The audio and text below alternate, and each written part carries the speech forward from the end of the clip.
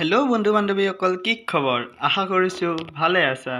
অন্য এটা ভিডিঅ'ৰ দৰে আজিও আপোনালোকৰ মাজলৈ এটা ভিডিঅ' লৈ আহিছোঁ ৰজাৰাণীৰ ওপৰত। ব'লক আমি ভিডিঅ'টো আৰম্ভ কৰোঁ। ৰজাৰাণীত আমি দেখিবলৈ পাইছিলোঁ যে যোৱা খণ্ডটি বৈষ্ণৱীৰ সন্তানটোক লৈ কিমানখিনি দুখত আছিল। তাৰপিছত চন্দ্ৰই বৈষ্ণৱীক বুজোৱাৰ পিছত বৈষ্ণৱী জানো বুজিলেনে? বৈষ্ণৱী সন্তানটো যেতিয়া ডাঙৰ হ'ল তেতিয়া আৰু বৈষ্ণৱী আৰু চন্দ্ৰৰ মনত কেনেকুৱা কি হৈছিল।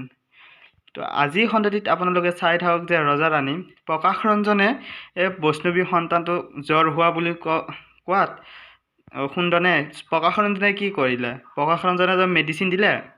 আপোনালোকে আজিৰ খণ্ডটি ৰেঙনি টিভিত চাওক। ৰজাৰাণী কেনেকুৱা পালে নিশ্চয় কমেণ্ট কৰি জনাব। আৰু ভাল লাগিল যদি ভিডিঅ'টো তেতিয়াহ'লে লাইক, শ্বেয়াৰ, কমেণ্ট আৰু ছাবস্ক্ৰাইব কৰিব। কাষত লগা বেল আইকনটো প্ৰেছ কৰিব যাতে আপোনালোকৰ মাজলৈ মোৰ ভিডিঅ'বোৰ অতি সোনকালে যায়।